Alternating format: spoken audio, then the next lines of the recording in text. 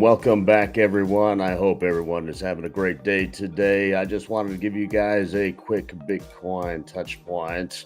As a reminder, this is never, ever, folks, financial advice. And don't forget to like, comment, and subscribe down below. Every little bit helps there, folks. Now, getting right into it, we spoke about staying in a particular channel yesterday and kind of watching that 51,300 level. Uh, while we saw kind of a breakdown, well, there kind of was a retrace. So we're basically remaining in that channel for well over a week now. Now, the sentiment in social media seems to be mixed over the past 24 hours, while some influencers are really calling for a retrace down to the 42,000 levels. And you have some folks that are just moon boys saying 5,400 or higher. Now, I want to go ahead and get right into some of the data here. Taking a look here at the Fear and Greed Index.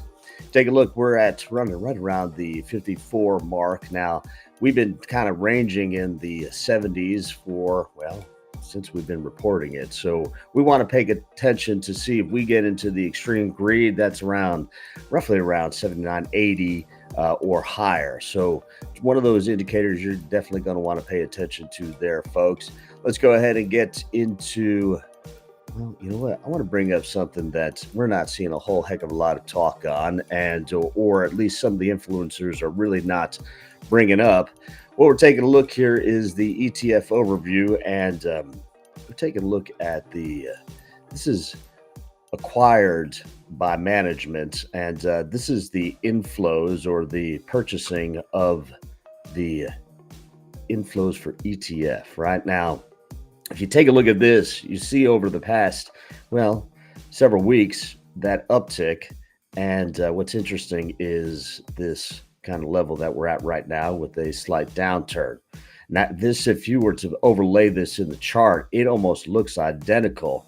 So it is clear to me that the big guys are in control, and we're going to have to start to pay attention to that if you already are not. Now, let's get into the liquidation. I'm pulling up a different liquidation map this morning, only because I feel like this kind of displays a little bit more what we may want to pay attention to.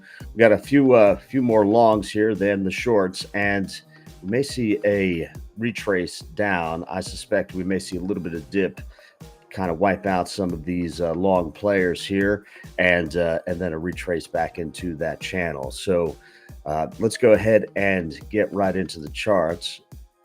We'll go ahead and pull this up. Now, what we're taking a look here is the 4-hour candles. We'll get that stuff out of the way.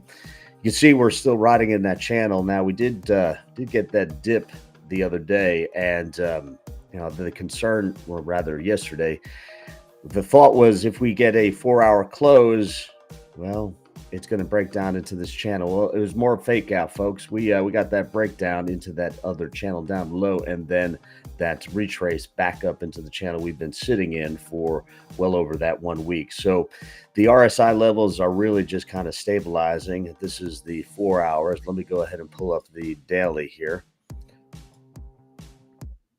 And you can see that this cool-off period is exactly what we kind of needed. RSI levels were running so hot. They were running way too high than we normally see. So this retrace was necessary as we start to get back into the normal range.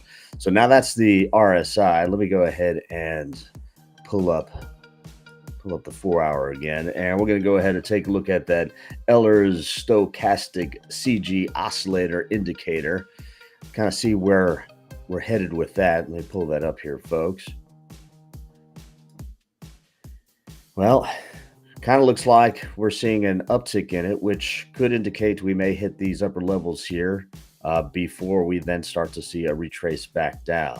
One of those indicators just really is more about momentum, and I think we may see a little bit of an uptick, retrace. I think we're going to go ahead and get some of those folks liquidated before we come back around and get on our way back up. So Final thoughts here, folks. As you guys know, I am always long on Bitcoin, and I'm paying attention to the daily technicals as per the norm, while I continue to keep DCAing into my spot trade. Now, for short term, though, we're going to go ahead, I suspect, and keep a close eye on that 51,300 level, right around here.